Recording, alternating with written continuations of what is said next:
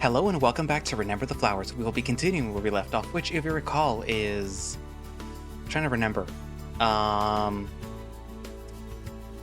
Cyrus and Axel were talking about stuff. God, it's been a while. I know that there was like a flashback to when Xavier was trying to introduce the kids to Axel, or Aaron, I guess. And they got scared, and you got to see that, part. Like, finally, we got to see that. It was funny.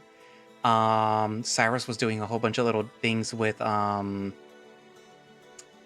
the gang. He was training again. Silver and Ring were having issues still. Karain was still training him. Cyrus is taking his medicine ball thingies. That's all I remember, unfortunately. So, oh well. Anyways, so this update, or this chapter, I guess, is pretty cool. So hopefully you guys like it, which, I mean, it's Remember the Flowers. You guys are gonna like it. Most of you subscribe for that specifically. But yeah, anyways, so I guess without further ado, let us begin chapter 15, I believe. Teleportation complete. Welcome back to Resume, Lance.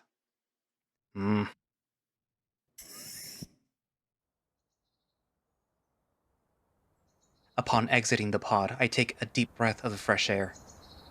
The stark contrast between the desert heat to Resume's temperature climate is always jarring. Even though the sun is shining, it's not overbearing, pleasant as always. I have to say, I'm surprised that they're giving me this much freedom to move around. Guess the collar is good enough insurance for them. Now that I'm off the clock for a bit, I can take off the jacket and helmet. I still don't know why I have to wear it to go shopping for Vivian. They make me stick out like a sore thumb. I deposit them in my Axiom and then make my way to get some lunch. The cafeteria in the main building is better, even if it's farther away from my room.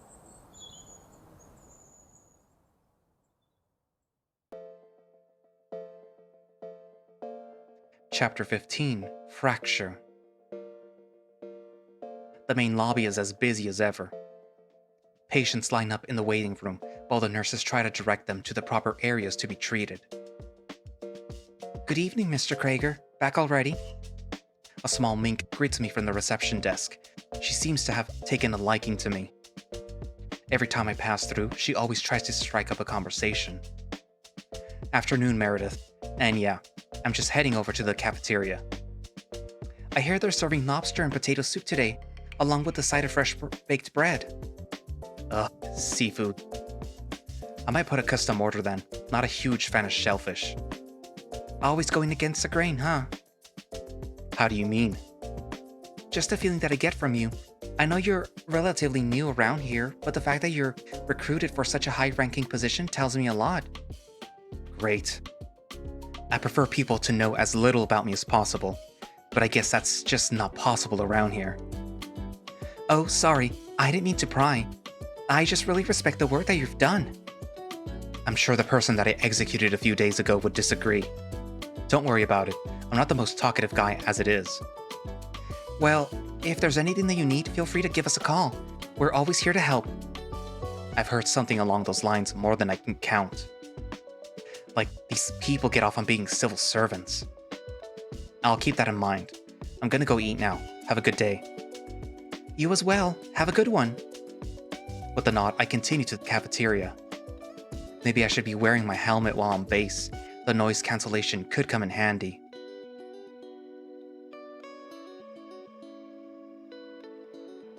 The line to get in is pretty long as per usual.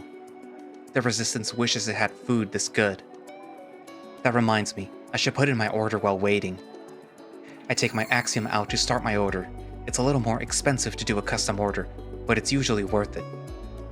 I come to accept that I make good money here. While ordering, my ears perk up some whispering in front of me. Hey, is that? Oh my god, it is! I've never seen one in person before. I tilt my head to see who's talking.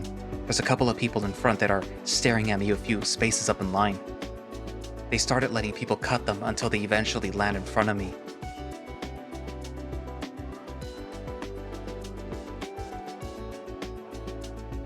Whoa, it is! A real Arcadia collar! Ooh! The impulse to growl at them is strong, but I've come to learn that it's easier just to play nice. Well, as nice as I can be. Can you not stare at me?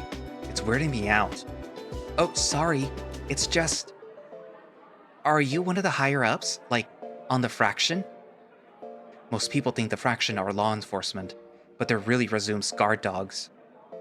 So, what if I am? What's to you? Well, it's just... Why are you waiting in line? Can't you just go up to the front? I could. And I might if you keep bothering me. Sorry. We aren't trying to annoy you. We just wanted to thank you for all you've done.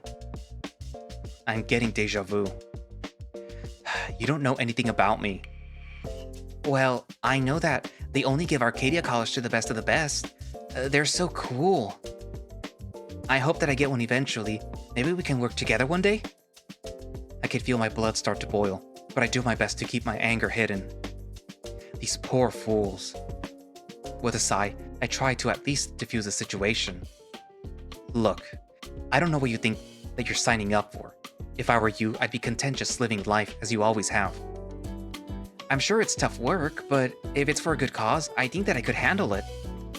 Me too. It's always been my dream to become a hero. How old are you two? What are your names? The Dalmatian salutes me first as he introduces himself. Forgive me, sir. My name's Cole. I'm 19 years old. It is an honor to meet you. Annoyingly, the cat follows suit. My name's Sam. I'm also 19 years old. Thank you for your service. Cool it with the theatrics, will you? I'm off the clock, so I'm just a regular guy. Sir, yes, sir. For fuck's sake. You're both young. I take some time to really think about what you want to do in the future. Don't sell your souls for something that you don't completely comprehend. That way you can live your life without regrets. I think back to my days in the Resistance and Grimace. Oh, wow. Getting some advice from a member of the Fraction? So cool. I can practically see the stars in their eyes as they gaze up at me. I cover my eyes with my paw and shake my head. Are you even listening? Of course. Don't worry. We decided to work here a long time ago. It's been really fulfilling. It's like I'm helping people every day. Yeah, well... I bite my tongue. I'm not risking getting electrocuted just for talking to a couple of teens. Just do what makes you happy, I guess. Not my place to judge. The line's been thinning out as we've been talking. We're nearly at the front. I appreciate it, sir. Don't worry. We'll be careful. With all the terrorist attack, we kind of have to be. But I think that we'll be able to handle it. Right, Cole? Right. An optimistic dog and cat. It reminds me of the old days. Then I guess I have nothing left to say. Go get your food. You're up. Of course. Thank you again, sir. Just call me Lance. Oh, okay. Thank you, Mr. Lance. Did you even hear what I said? Sorry, force of habit. See you around. They go to get their lunch. Despite it all, I can't help but smile as I watch them. They're good kids, even if they work for a place like this. Sir? It's your turn. Oh, right. I'll take a... I raise my axiom, realizing that I didn't have a chance to submit my custom order. There goes my smile.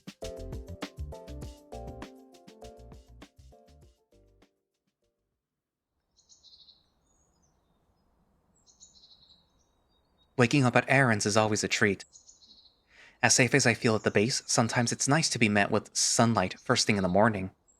Erin keeps some skincare products for me in the guest bathroom for me nowadays. It's so cold and dry up here that I need to make sure to stay moisturized. While applying some lotion, I smell something. Erin must be cooking breakfast downstairs. I don't want to keep him waiting, so I rush through brushing my hair and teeth before throwing on my shirt from yesterday. I make my way down the spiral staircase and see Aaron cooking up something in the kitchen.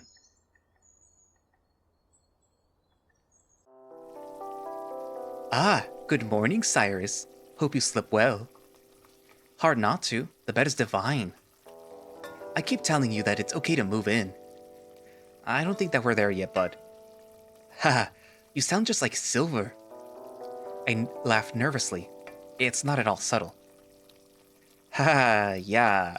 Anyway, I pulled a chair up to the table. You mentioned that you wanted to go shopping yesterday. Do you still want to? Sure. As much as I hate to admit it, you're going to be in a lot of danger working with us. I want to make sure that you're well prepared for an encounter. I have some ideas on what we can get you. Don't keep me in suspense. Let's hear it. Aaron chuckles. Someone's excited? Well, first, I think that we should get you some new clothes. I realize now that most of the clothes that I got you are pretty baggy. I'm sure that they're comfortable, but not practical if you get in a fight. As for weapons, can't go wrong with brass knuckles or a pocket knife. It looks like Karain and Silver have been training you pretty well. Speaking of, Silver's been helping me with my marksmanship. I was thinking of getting a pistol for myself while on the go. That's not a bad idea. I think I have some suggestions. I just hope that they work with your Axiom. What do you mean? Some models of Axiom can connect to the guns they use. Without getting too complicated, you can have nearly infinite ammo in a clip. Combat Axioms are uncommon. They're custom made and fit your hand like a glove. While holding something that needs to be reloaded, it can transfer ammo out of storage directly into the gun. Oh, that sounds handy. It can be, though I've been told that they feel really heavy on the hand. Not the most practical. Plus, if they get damaged, you're screwed. Snipers use them a lot. I look over at my Axiom. I start theorizing. If it can change its shape, maybe I can change it through something like that. Does Lambent Peak have a weapon shop that we can look at? Not really. This place is a little too quiet for an arms dealer. I know a few spots that we can port to for quality gear. I can show you around my hometown too. Aquila, right? Oh, right. You've been there before. Yeah, feels like ages ago though. I could use a refresher. Then we can stop there, for sure. Aaron prepares the food that he was cooking and then brings me a serving. Hope that you like scrambled eggs. We gotta start eating more protein if you're gonna hang out with us. Aaron sets down a plate of scrambled eggs, a couple of sausage links, and a side of home fries. Huh, I think I can handle that. And no sugar for your coffee. Wait, I'm kidding, I have a sweet tooth too, as you can see. He casually pats his belly before sitting down with me. I'm usually not too picky, but I can't handle bitterness. Sugar is a must for my coffee. Duly noted. I'll make sure to make lots of desserts when I get the chance. If you need a taste tester, you know where to find me. Absolutely. Karain can come along too. She loves sweets. Maybe I can find something for her when we go shopping then. Always thinking of your friends, huh? I was already thinking of getting her some tools for her garage at some point, but I wasn't sure what to get. I can help with that, for sure. We can hit up some auto shops along the way. Hell yeah. Come on, let's eat. I'm excited to get this day started. Don't have to tell me twice. With vigor, we start to chow down on our breakfast. Within 15 minutes, we go from plates full of food to washing them in the kitchen. I grab my jacket out of my Axiom and then throw it on. Alright, ready? Ready. Let's head down to Tungsten first to get you some new gear. Where's that on the map? Aaron takes out his Axiom to show me where Tungsten is. It's still northern, but in the middle of the country. The, north middle, I guess? Haha, looks like it's where North Dakota was. Dakota? Is there a South Dakota? What? No, that'd be ridiculous. There was an East Dakota, though. You had to be there. Apparently? Aaron replies sheepishly, which gets me to laugh. I'm just messing with you. Come on, let's go. Okay, let's get going. Aaron heads towards his door and then begins typing on the keypad. I swear every code he types in is well over 20 digits long. Eventually there is a beep, followed by lights flashing underneath the door. Shall we? Let's. Aaron offers me his paw, which I gladly take before calmly escorting me through the port.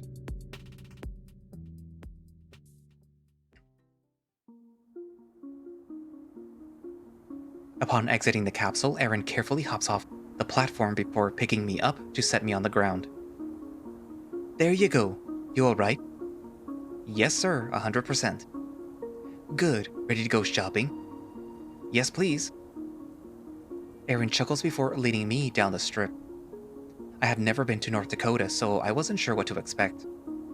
But if I had to describe this place, I'd say that it's very metropolitan. It's uncanny how normal this place looks compared to everywhere else that I've been to.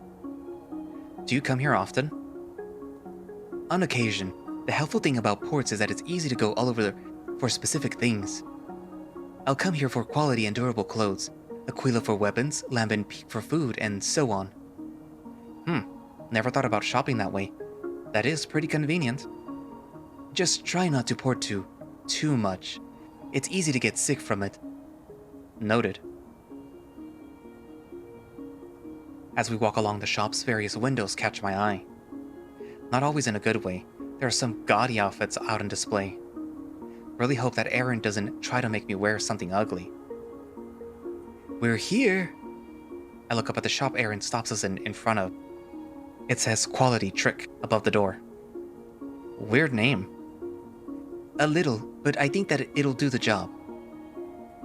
Aaron leads me inside. He has to crouch to fit through the door frame. Sometimes I forget how big he really is.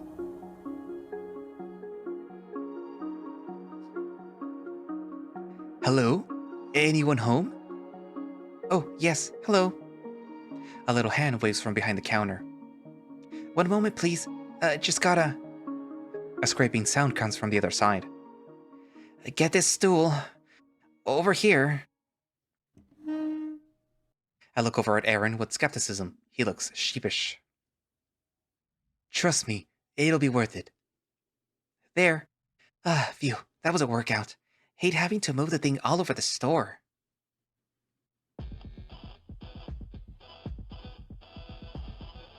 A familiar small sheep climbs up the stool and greets us. Her name tag says Marantha. I know I've met her before, but where? Welcome to Quality Trick. If you need anything, please let me know so that I can assist you.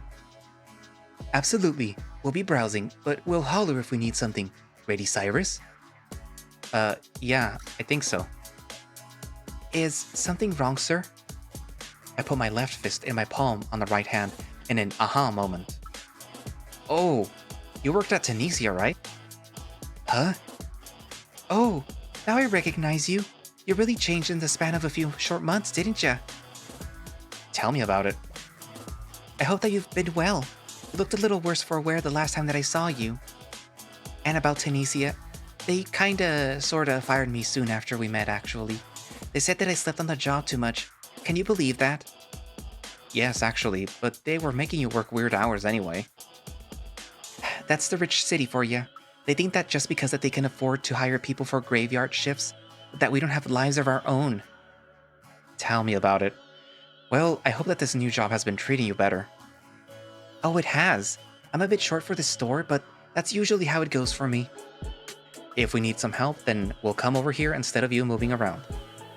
Aw, aren't you just the sweetest thing? I'm glad that part of you hasn't changed since last we met. And look at that hair, so stylish. Huh, thanks. I did have some help with it. It was a disaster for a while. It certainly came out looking good. Alright.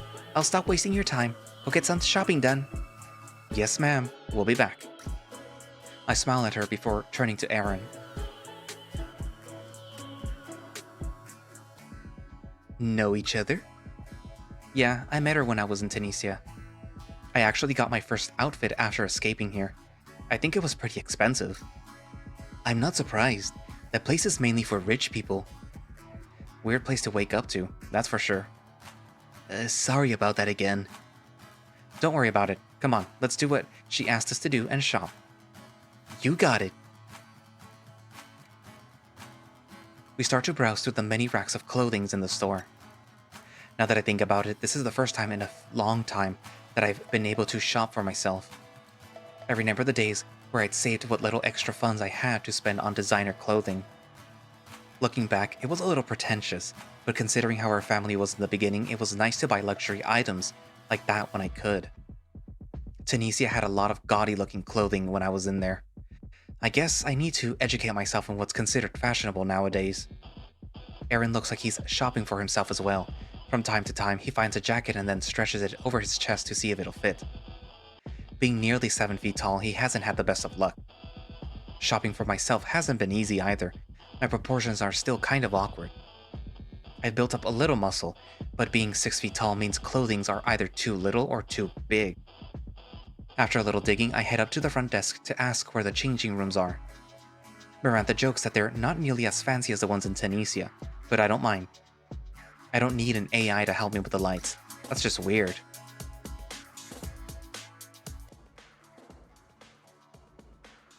To my relief, the changing room is pretty standard. They're very reminiscent of the ones local department stores had in my time. The only difference is the choice in decor. It looks a little tacky to me. But I'll manage. I brought in 3 pairs of pants, 4 shirts, and 3 jackets. I thought that it might look good. After stripping down to my underwear and folding my clothes up, I look at myself in the mirror. Man, times have changed. I start with the pants, which are somewhat slim-fitted. I tried getting a size bigger than I normally would just in case I would grow into them. They reminded me most of the jeans out of everything. I try moving around in each pair, even throwing in some basic kicks for good measure. Thankfully, 2 of them fit just right. The third just a tad too big. I decide to buy all 3 of them anyway. The shirts aren't as big of a deal for me. They can be a little baggy and still be functional. 2 are long-sleeved, 1 is short-sleeved, and the last one has no sleeves.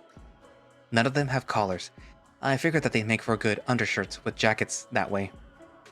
2 of the jackets are long-sleeved, with the last one being short. I figured variety would be important while out and about. One of the long-sleeved jackets is too big, while the other 2 fit pretty well. I look myself over in the mirror for each of them. None of the clothing particularly stands out. The jeans are dark blue or black, while the jackets are black with dark accent colors. I figured darker colors would match my hair better. I kinda like that aesthetic. Back in my time, I always dressed preppy. Now I feel kinda punk. It feels good being able to accessorize again. After folding up the clothes I am not wearing, my eyes met my jacket. Well, Lance's jacket. Running my hands over it, I can feel just how worn it is compared to my new clothes. It's softer. For just a moment, I wonder about how he's doing. Such a dumb dog. I put my old clothes in my Axiom before heading out of the dressing room to meet Aaron.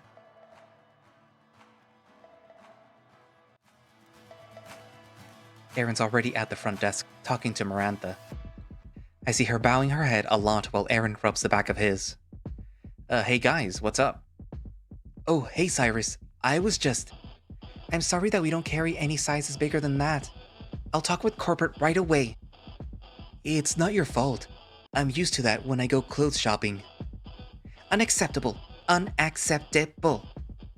She chastises out loud, which I'm hoping is meant for the store owners. Seriously, it's okay, ma'am. I can try somewhere else. Well, you really shouldn't have to. Aaron tries to calm her down without much success. I don't normally shop here anyway. I came to bring my friend, who needed new clothing. He gestures towards me, the friend. That makes me happy. Did you find anything, Cyrus? He looks like he's pleading with me to save him from the situation he accidentally created. Why, yes I did. Thank you. I present my haul to the 2 of them. Though I do admit, it would be nice if you found something too, Axel. I typically get custom clothing nowadays, he says with a sigh. Miranda is still fuming behind the counter. Well, I'm glad that someone found something today, honestly. I promise you, it's quite alright, ma'am. Seeing a small sheep make Aaron concerned makes me chuckle. Adorable. I hand over the clothes to purchase. When Miranda rings them up, I freeze. Fuck, why am I so stupid? I don't have a lot of money. Aaron doesn't even hesitate to pay for them. It's my treat, Cyrus. Ugh, sorry, Axel. I got carried away while shopping. I don't think anything of it. It was my idea to go shopping after all. Still, at least let me buy lunch to make up for it. I think that's a fair trade. Aw, you boys are so sweet. Y'all must be pretty close. Well, I can't deny that. Neither can I. Once we're done paying for everything, we head back outside.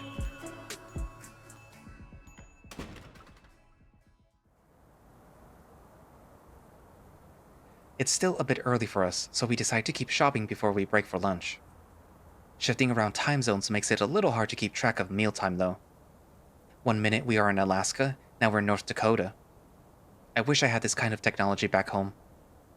So, what now? Weapons? Supplies? I was thinking of weapon shopping for you, though I just remembered a speed bump. Oh, what's that? The place that I usually shop at is a bit inaccessible, at least by teleporting. The closest port is the next town over, and I'd hate for you to have to walk all that way. Oh, that's not that bad. It's about a 10-mile trek. Ah. It's annoying, but it's honestly a good place to get weapons. It's a sort of black market, so they actually prefer not to have ports close by. That's annoying, but it makes sense. So because of that, hang on. I'm going to call in some backup. Oh? You'll see. Let's head over to the nearest town. He smiles as he leads me back to the ports. It all leaves me curious.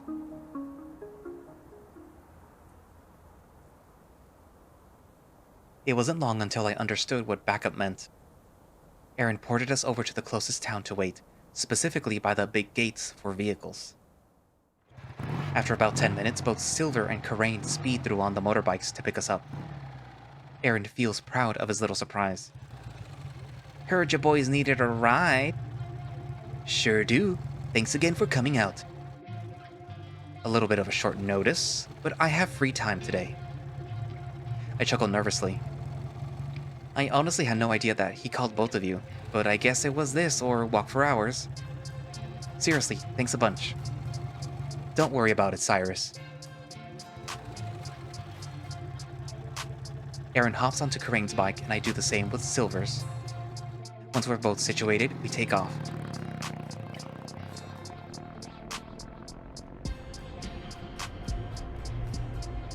We'll be there soon. Start thinking of things you want. Get a big gun, like a really big gun. He needs to get something that he can actually use. Why can't he use a big gun? Because, right now, he can barely use a small gun. Aw, don't worry, Cy. You'll get used to it. Right. I can hear Aaron chuckling. Jokes aside, ideally you want something that can be easily stored. We'll look for some pistols and extra knives. Maybe some smoke bombs and grenades? Big gun, big gun, big gun! Maybe next time, Rose. Aww. How about a sniper rifle? That big enough for you? Oh, hell yeah! You want to learn to snipe? I've thought about it. It'd keep me out of danger for the most part, right? That's a good point. It would be perfect for you, now that I think about it. Think you can actually pull the trigger? Probably not right away, but I could learn. That's a tough thing to learn, Cyrus. Cyrus is pretty tough, but I'm not so sure on the, killing part.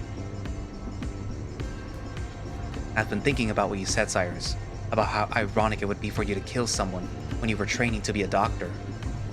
I know in the spur of the moment that you said that you were ready for this, but are you really prepared to take someone's life? I guess it depends on the situation. I don't know. I'd like to think that I could if I needed to. You will, especially if you stick with us. Not to be a party pooper, Cyrus, but pretty words will only get you so far in this industry. I appreciate it, Talon. Believe me, I know. I've thought about what it means to take a life a couple of times. It's easy to sugarcoat it with things like they deserved it, or I had no choice, or some other bullshit. So, as of right now, I'm not sure if I can. I guess that's something that I'll figure out when the time comes. Hey guys, no need to get so serious. We're on our way to buy him weapons to defend himself, Axel. This is serious. Aaron quiets. I know you can pull a trigger at a firing range, but shooting someone for real is a hell of a lot different. Come to think of it, has Cyrus ever been in a real fight before? Not really, no. Maybe it's time to up your training then. You have plenty of sparring partners, you know. Just don't go easy on him. He needs to know what it's like out in the wild. Don't have to tell me twice. Oi.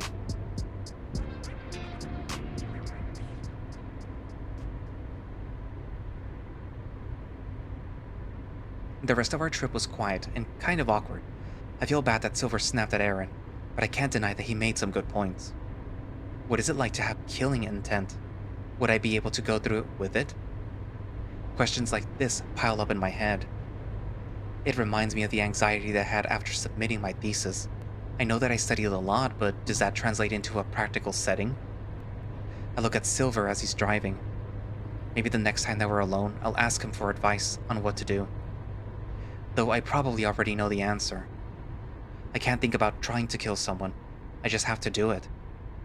Should the need arise. But when I do use lethal force, will I know? Ugh, I'm getting confused just thinking about it. I hope that it's not something that I have to do anytime soon. I guess that's also not up to me either. We're almost there. I look forward and sure enough I see a town over the horizon. It's been a hot minute since we've been to Golden Requiem. I wonder if they have any new shit I want. The town is called Golden Requiem? Yeah, why? Just a bit of an odd name. Does it mean something? Kinda. Requiem was a song meant for the dead. Something to remember them by. Sounds like a perfect name for a place absolutely littered with guns and weapons. Morbid as usual. What can I say? I'm good at killing things. Such is the mood. Oh. I even hear Aaron chuckle at that. Shut up. As Golden Requiem gets closer, I think more about the name. The original Requiem was never finished, leaving it up to another composer to complete it. A bittersweet ending, to say the least.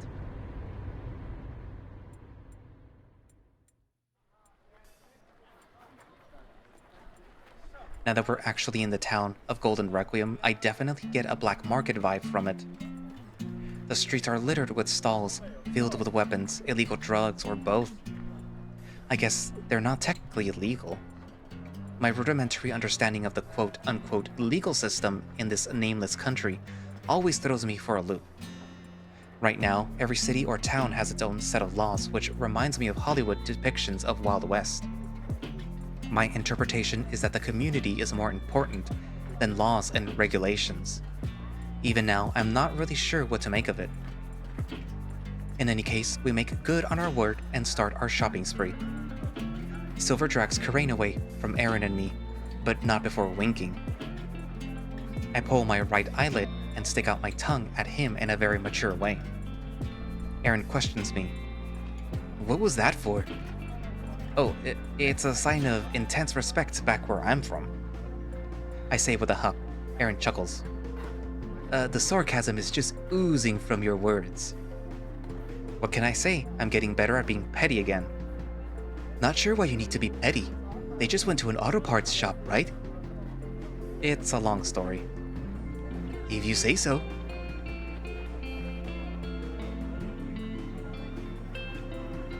Aaron looks up and down the streets that we're on to get a lay of the land. You should probably stay close to me. Golden Requiem can be pretty unpredictable. Got it. Should I get a knife out or something? If you want, just keep it hidden. I nod before rolling my sleeve jacket up to use my Kai. Now that I think about it, I haven't even shown Aaron my progress with my axiom. Kai, switch to attack mode. Understood. My axiom starts to glow a verdant green before shifting form ever so slightly.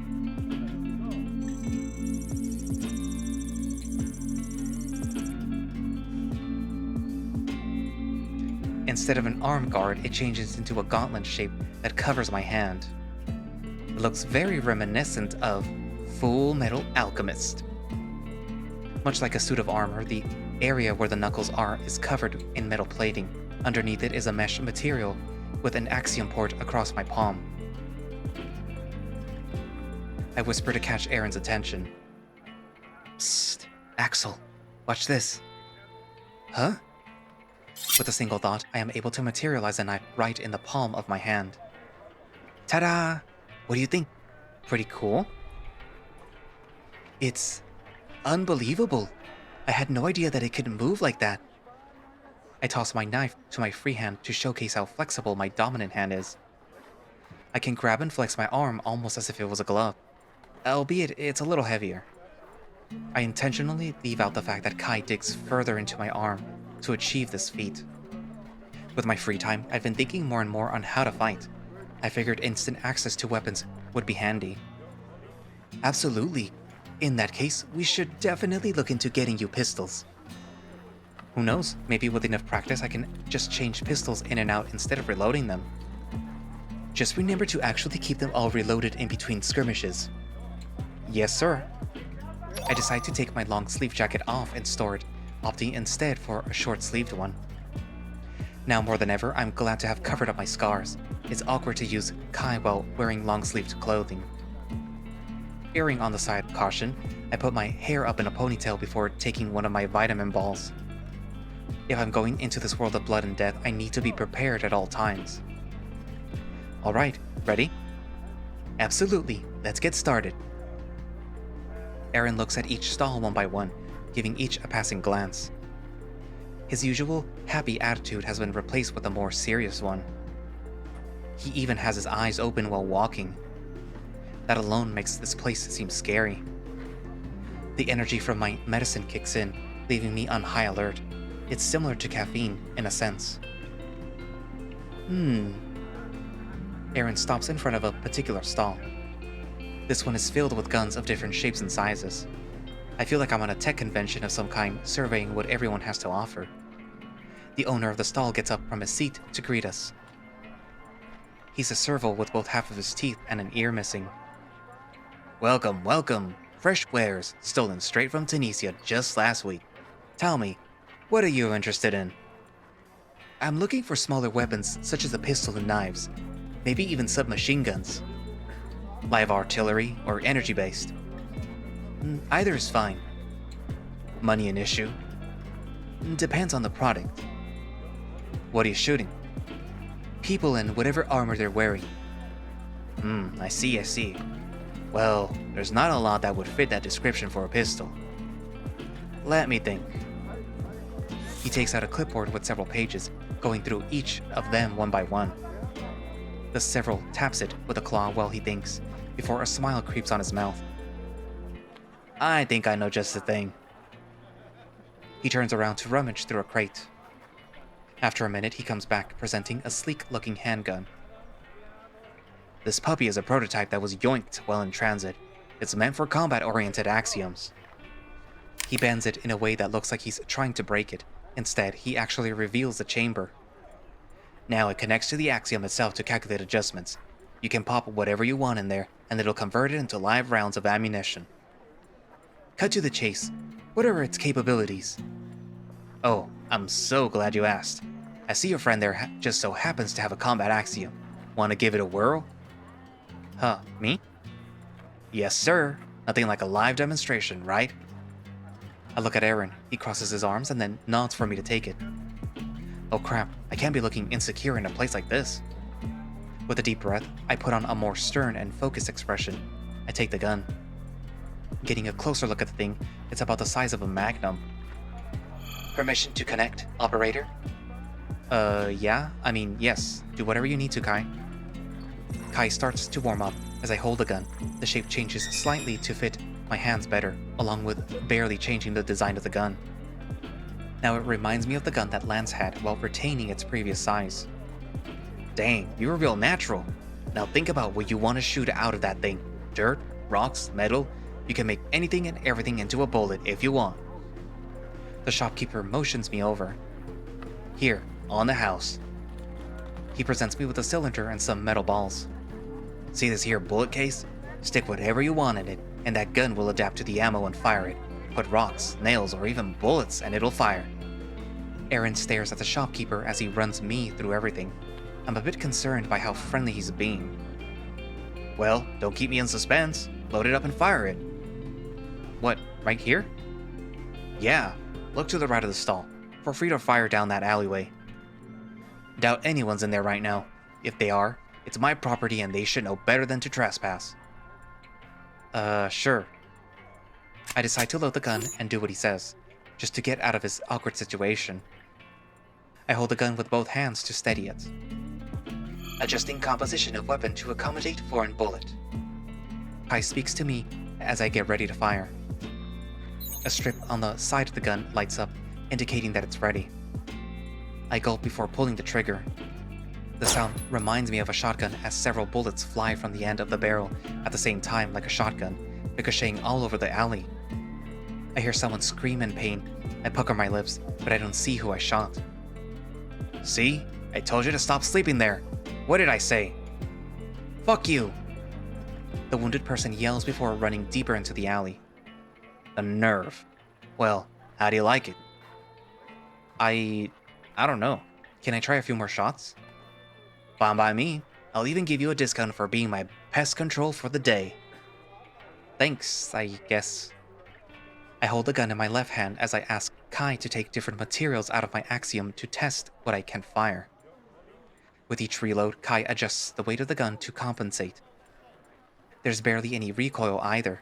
The versatility seems good on paper. Although having to reload every shot could be detrimental, I can definitely see myself using this to catch somebody by surprise. Seems you've taken quite a liking to it. You could say that. There's definitely some positives and negatives to this kind of weapon. The long downtime is troublesome, but the versatility could come in handy. Well, how about this? As a bonus, I can throw in some more generic pistols I have in stock.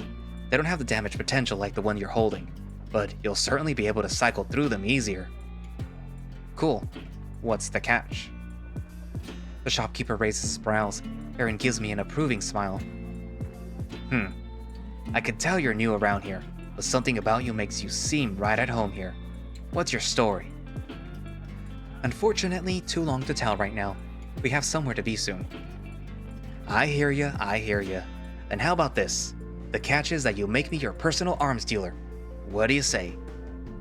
I can't promise that. My life is unpredictable. I have to always weigh my options. Can't blame a guy for trying. At the very least, come around next time you're in town. Not many people catch my eye, especially humans. Like I said, there's something about you. I'll take that as a compliment then. What's your name? Ha! I never gave it to you, did I? Call me Scrap. I take it that's not your real name? Absolutely not. Bit of advice around here. Don't give anyone an inch, or they'll take a mile from you in a heartbeat.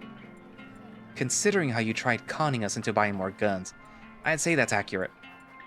Scrap shrugs. Again, can't blame a guy for trying. So, who do I have the pleasure of doing business with? Scrap extends his paw for me to shake. I glance over at Aaron. He's watching carefully. Call me Ghost, for the time being. With hair like that, that's mighty fitting. Thanks, I thought so too. With a firm grasp, we seal the deal. I can hear Aaron deflate as he steps back up to the stall. Glad you can hold your own during the negotiation. This is his first time in a place like this? Kind of. Again, long story.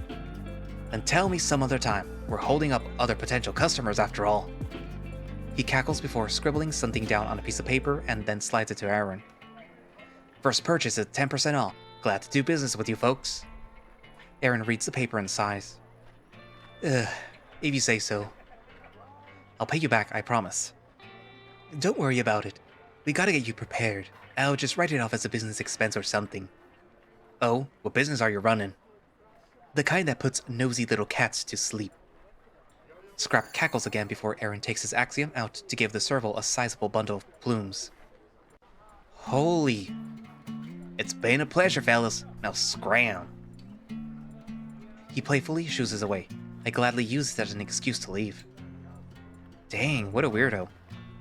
Welcome to Golden Requiem.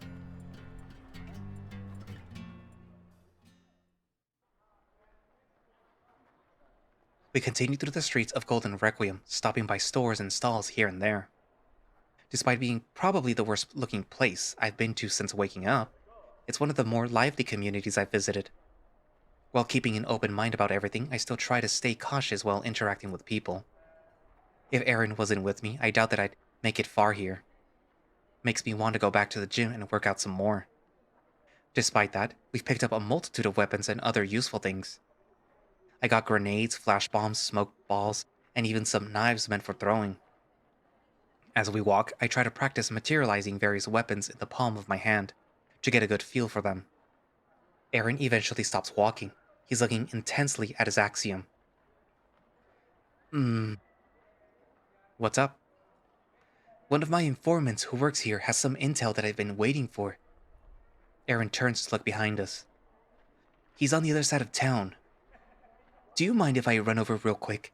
I'll be back in 10 minutes, tops. Promise. He's not even looking at me while he's asking.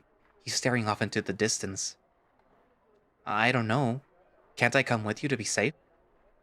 He won't let outsiders come see him. That's how he is. Please? I mean, if it can't be helped, I think I can handle myself for long. Hurry back though, okay? Absolutely. Aaron runs down the street. It's not long before he turns the corner.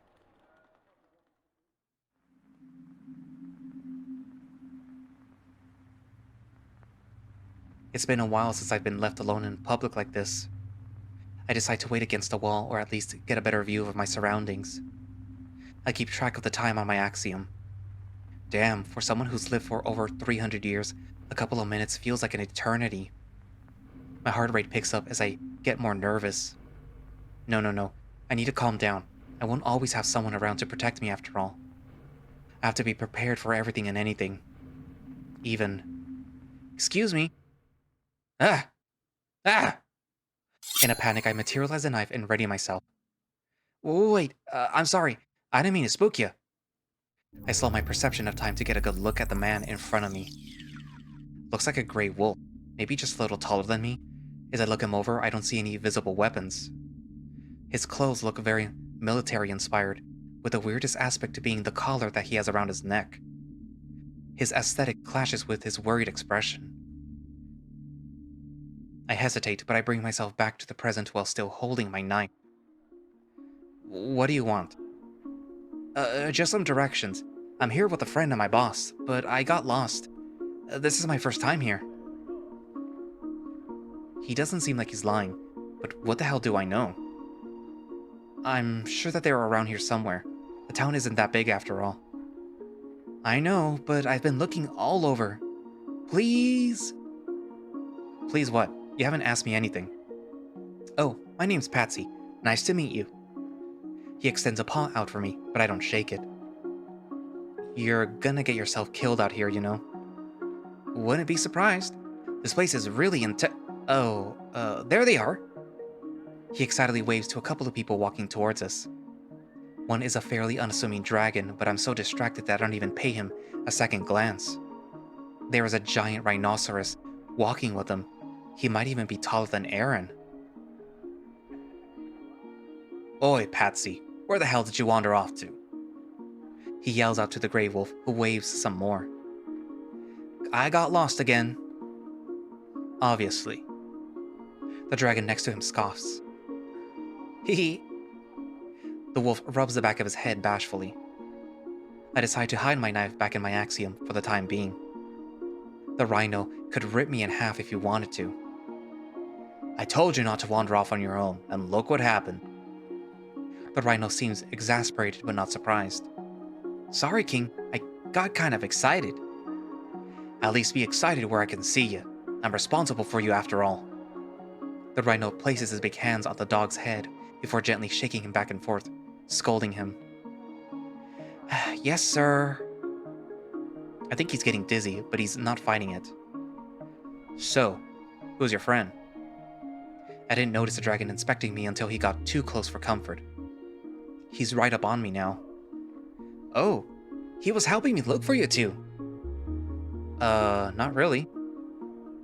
Well, thank you for looking after my bonehead subordinate. Aw, come on, don't be mean to Saber like that. The dragon groans. He was talking about you, you idiot. Now, don't fight. Not in front of, sorry. What was your name? The rhino flashes me a friendly smile. Friendly is the last thing that I'd expect from him, based on his appearance. Ghost. Ghost, huh? That's fitting, what with your pure white hair. Right, it immediately drew me to him. It is rather astonishing. I didn't know human hair could get like that. It happens more often than you'd think, though still uncommon. Usually has to do with trauma. Oh, I'm sorry to hear that. It's a necessary sacrifice, Patsy. You know that. I know. Hey, can I touch your hair? Without having the chance to answer, the wolf takes my ponytail in his paws, slightly stroking it. Wow, soft. This is definitely his natural hair color. At least it is now. They're getting a little too close for my liking. Barely any reaction to pain, too. Pain? The dragon holds up his now bloodied claw to show the wolf. I freeze as I look down. My forearm has 3 clean slash marks, each dripping blood. The wolf happily sniffs his companion's claw. No doubt about it. He's a carrier, he happily exclaims. King chuckles as he picks up on my tension. Wasn't expecting that. At the drop of a hat, all 3 of their expressions turn sinister. Well, boys, looks like we found ourselves a runaway. The old man back at Resume is gonna love this. My eyes widen as I realize just how surrounded I am. Now, don't try to do anything funny there, Cyrus. Holy shit, this is bad. Instinctively, I start to slow down my perception of time. They're going to try to capture me. I need to get out of here. I materialize a smoke bomb into my right hand and then chuck it to the ground as fast as I can.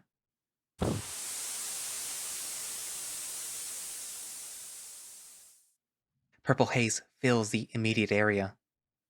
I narrowly avoid being grabbed by the wolf as I start sprinting down the street where Aaron went.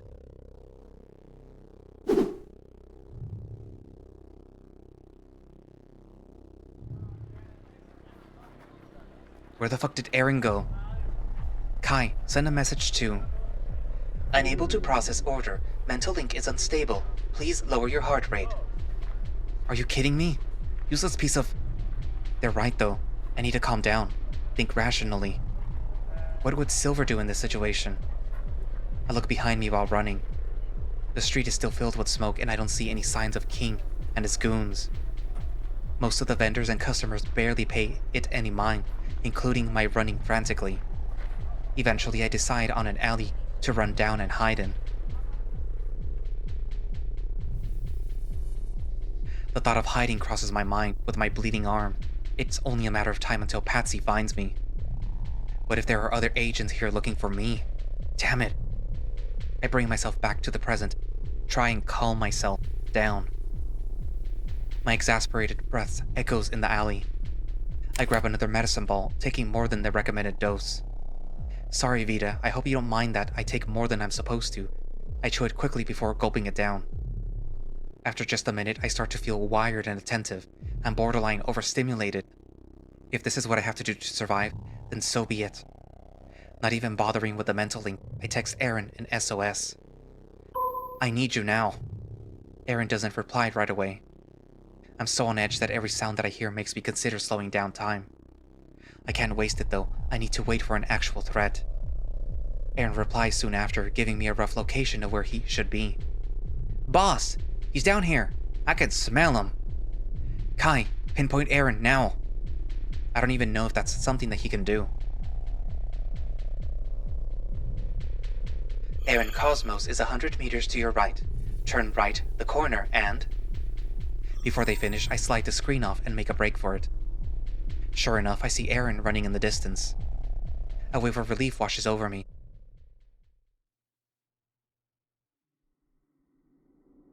We meet up in the middle of a big intersection connecting 4 alleyways.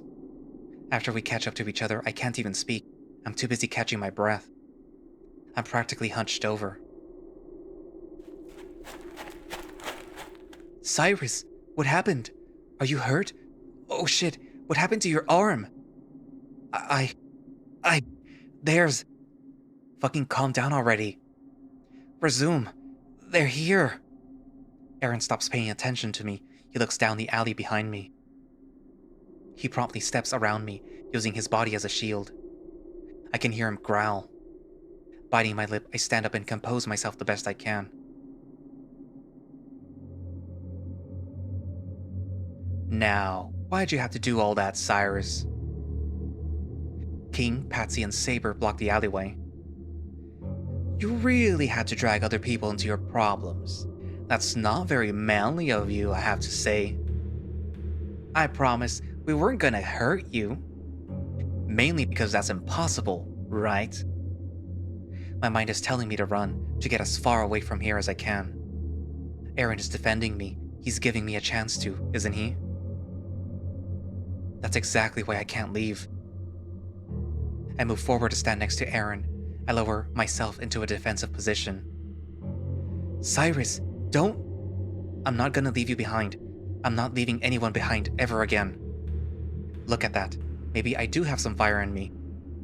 Deanna would be proud. King cracks his knuckles and then his neck. Now that's what I'm talking about. Just so you know, we have orders to bring you back alive. Darius has so much that he wants to talk to you about. Like I'd give him the time of day, but you know what? I'm not surprised. He's a fool if he thinks that I'd exchange anything but bullets with him. Feisty. Oh, so feisty. So much that I'd love to tangle with you. Aaron interrupts him by bringing up a metal bat out of his axiom. It has more than a few dents in it. I'd say Pretty Kitty over here is more my weight class. Boys, you can deal with the runaway. Didn't know members of the Fracture were so cowardly. You don't know the half of it. Wanna know how long it's been since I was able to go wild? Way too long. King takes out a pair of brass knuckles from his axiom. Pencil pushing, reports, recruitment, none of that shit matters to me. The only thing that gets my blood pumping is smearing someone else's blood across the wall. Especially blood from that 2-bit resistance that you think will mean a damn. Oh, it gets me going. Cyrus, seriously don't hesitate to run. I can handle this on my own. I'm not gonna repeat myself. I'm more than ready for this. I materialize a knife into my hand for good measure. Alright. King cackles. Haha, fuck. Let's hurry this up, yeah? King points at Aaron. Let's leave the runs to scuffle. Just you and me. Got it? Whatever you say. Aaron looks at me one more time.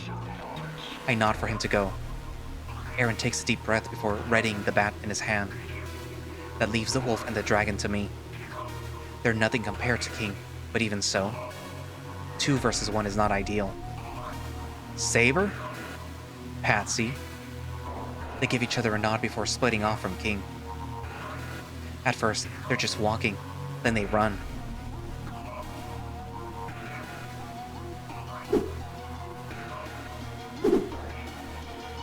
They're running in circles around me in opposite directions. I think that they're trying to confuse me. The full force of that medicine is starting to kick in.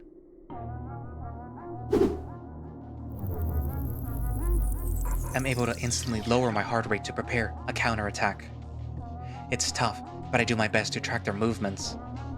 For slowed time standards, they're kind of fast. I'll need to compensate for that. I hear something muffled from behind me.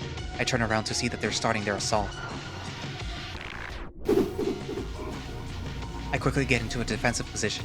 I narrow my eyes and hold my knife like Silver taught me. They're trying to attack me from both of my sides with their claws. My one knife isn't going to cut it. I see several areas where I could stab the dragon. His neck is completely exposed, bearing the collar. I'm still not sure if I have what it takes to strike something vital. At this point, that might be all I can do. Not to mention, he probably has a lot of scales as a dragon. I have to go for something fleshier. The dragon advances first, so I pivot myself backwards to avoid him. When I do, the wolf is able to grab my left arm. His claws dig into my skin. That's fine. Do all you want to me. With Saber's forward momentum, I gently thrust my knife into his neck.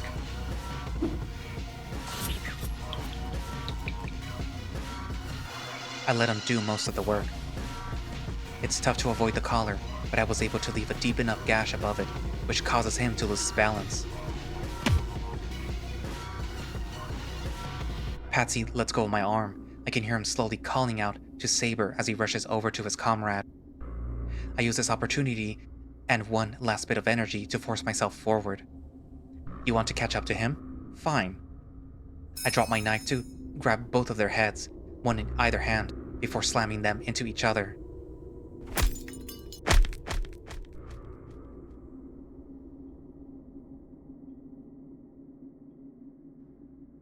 Once I confirm that they were solid hits, I let go and make sure that they fall to the ground while it's slow time. Seconds go by, I can see them slowly twitching. Saber's neck is still bleeding everywhere. I think I see one of Patsy's fangs on the ground too. I wait another minute, just to confirm that they're out cold. My heart starts to really heat up, and can't keep this up much longer. I bring myself back to the present to compose myself. I clutch my heart with one hand while looking at the one Patsy got a hold of. I'm bleeding, but it's nothing some bandages won't fix. It wasn't a clean victory, but it was a victory nonetheless. I'm so happy that I nearly forgot about the other altercation. I wonder how Aaron is doing. I hear a metallic clang from behind me, instantly turning my head.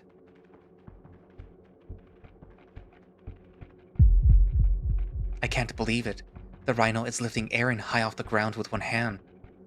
King's face is covered in blood, and I don't know whose.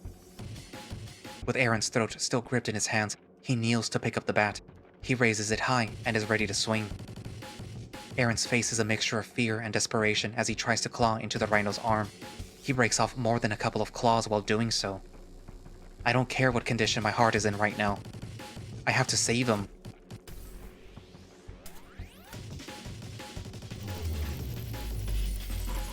I slow down time for a third time, the most that I've ever done. My heart feels like it's on fire, but I don't care. I need Aaron. I can't let him die.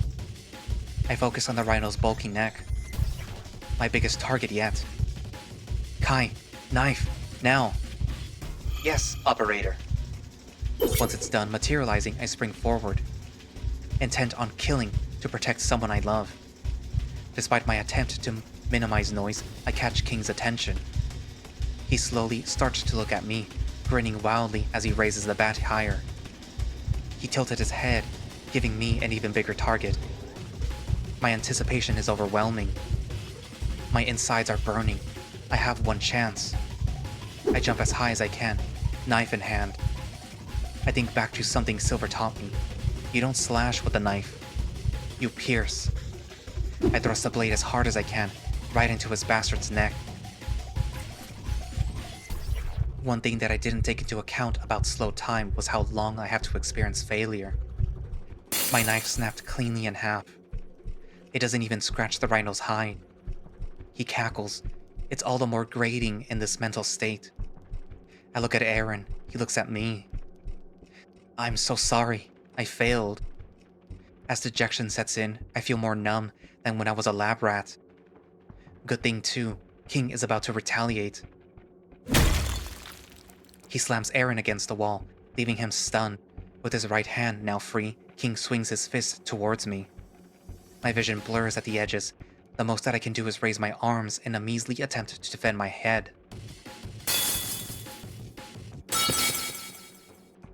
King knocks me out at slow time, and I fly across the alley, meeting the opposite wall with a resounding thud.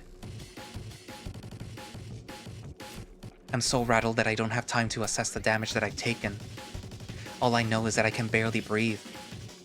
Did he hit me so hard that he forced my own forearms against my chest while I was trying to defend myself? Fuck, I can't concentrate. I'm sure that I've broken my fair share of bones too. I think that I might be dying. It takes all my energy to even lift my head. Consider that payment for what you did to my men, Cyrus Cantwell. He turns his attention back towards Aaron. He once again grabs him by the neck, this time with enough force that Aaron starts to salivate all over the rhino's arm. You don't mind if I do the same to him, right? King laughs as he readies the baseball bat, sizing up Aaron before slamming him in the gut with it. I know Aaron wants to scream in pain, but he can't. He can't even cry. There's no way that I can slow time again, let alone stand up. There must be something that I can do, right? Kai, can you hear me? Yes, operator. Mental leak is unstable, but still viable. Please tell me, what can I do to take him down? You're smart. You must be able to come up with something. Please. A pistol materializes in my hand. After analyzing the hardness of the target's neck, based on your strike, I have come up with one possible solution. I feel something else in the palm of my hand. It's an empty casing. Chance of failure is 86% in your current condition. And my lodestar. I will accommodate the best that I can. Thank you, Kai. I feel like I'm still in slow time as I force my body to work. My fingers are so shaky that I nearly drop the blue gem as I try to load it into the damn thing. Pushing the casing in, I load the gun. I ready myself. My first instinct isn't King's head, but rather his arm. I need to get him off of Aaron somehow. I can feel the gun start to rev up, which didn't happen before. I'm not even sure what's going to happen. But I have to try. For him. Ready to fire, operator. When I pull the trigger, I expect to hear something loud. While I do, I also see something so bright that I have to immediately close my eyes.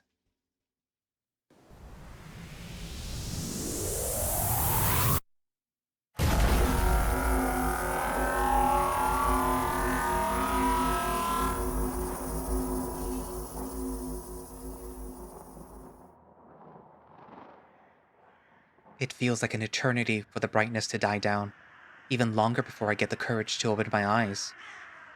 When I do, I feel nothing but relief. Aaron is choking up a storm, but he's breathing.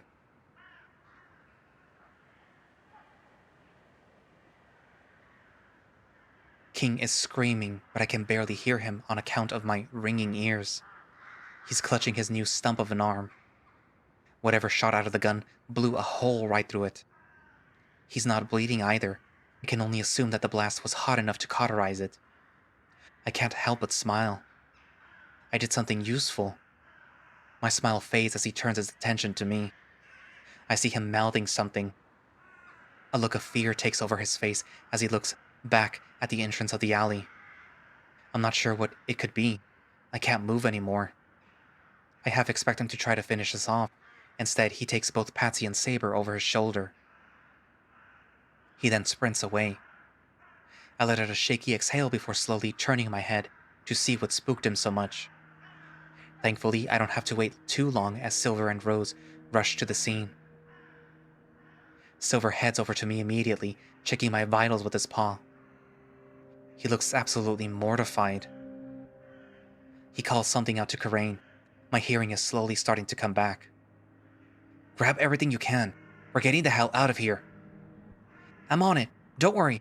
What about the bikes? Can you ride with Cyrus like that? Of course I can. Don't insult me. I smirk, even while knocking on Death's door. It's nice to hear some friendly banter again. Silver doesn't even bother to get me to walk. He gives me a piggyback ride, doing most of the work to get me on his back. It's kind of funny to be carried like this by someone shorter than me. That's about all the humor that I can find in the situation. As Silver takes me away, I slowly turn my head to see how Aaron's doing. Karain is a little bit slower, but she is still able to carry him with relative ease. I arch my eyebrows in worry. I can't speak, so that's all I can do. Karain sees me and gives me a wink. Don't sweat it, Cyrus. He's been through worse. He'll be fine. I promise. She emphasizes that for me. I smile back at her. The last bit of my stamina gives out as I rest my head against Silver's shoulder. I don't think that I can sleep in my current condition. I'm scared that I won't wake back up. My last struggle of the day is to make it back home without passing out. Still, I can rest easy. I was able to do something.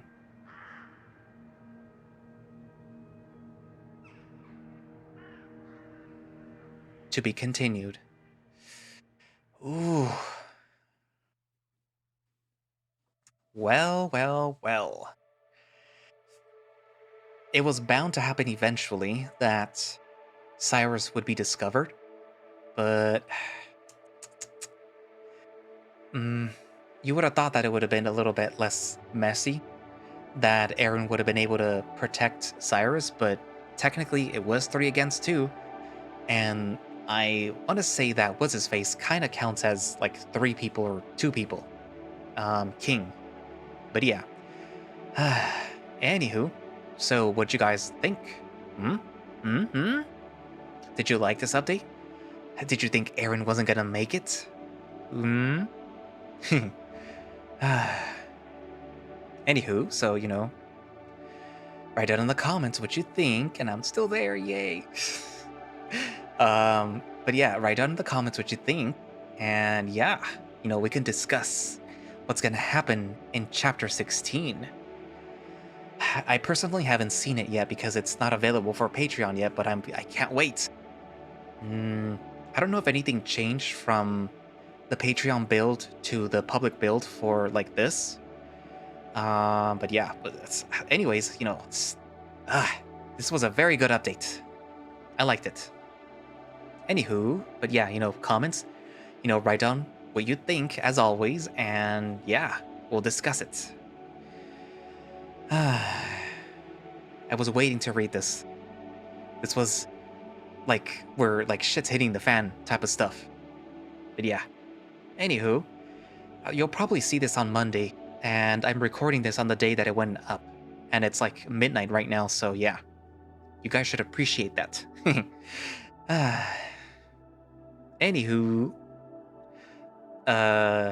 is it me, or did the gauntlet kind of look like the Full Metal Alchemist arm for Edward Elric?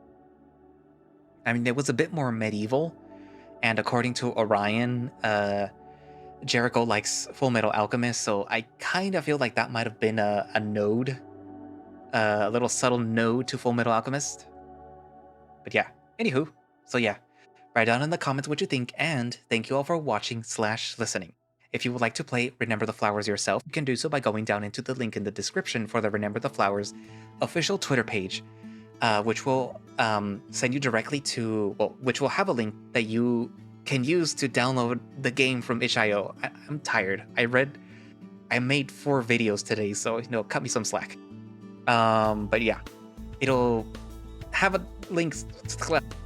It'll have a link for the itch.io page where you can download it and play it yourself. And you'll be able to see all like the slightly improved scenes from the beginning, which are not on the channel because, well, I'm not gonna reread those. Maybe I might, but like later on. So all the stuff that Orion helped to add later on is in there now in the new version of Remember the Flowers. So it is worth reading it again if you want. Also, they do have a Patreon that I am subscribed to, obviously, because this is one of like the very best VNs, and of course I had to subscribe to it to get early access to builds of Remember the Flowers, along with behind the scenes stuff and etc. But yeah, so do that if you really like Remember the Flowers. You should subscribe to them. I think they do have a low tier that's, I don't remember how much it is. I think the one for getting access to early builds is $7 or $5. So if you have $5 a month, that's like the price of a Starbucks, grande, or well, not even a grande anymore, probably just a little tiny one, the small. But yeah, it's $5 a month, go for it, give them money. it'll show that you appreciate it, or whatever. I don't know. I'm tired. But yeah. I have a coffee too if you want to give me money. It's not necessary, but like, you can go for it. I guess that's all I have to say, so this is probably going to be one long video, so yeah. Or short video, it depends on how I edit it. But yeah, so I guess that's it for now, and I will see you guys in the next video. Bye-bye!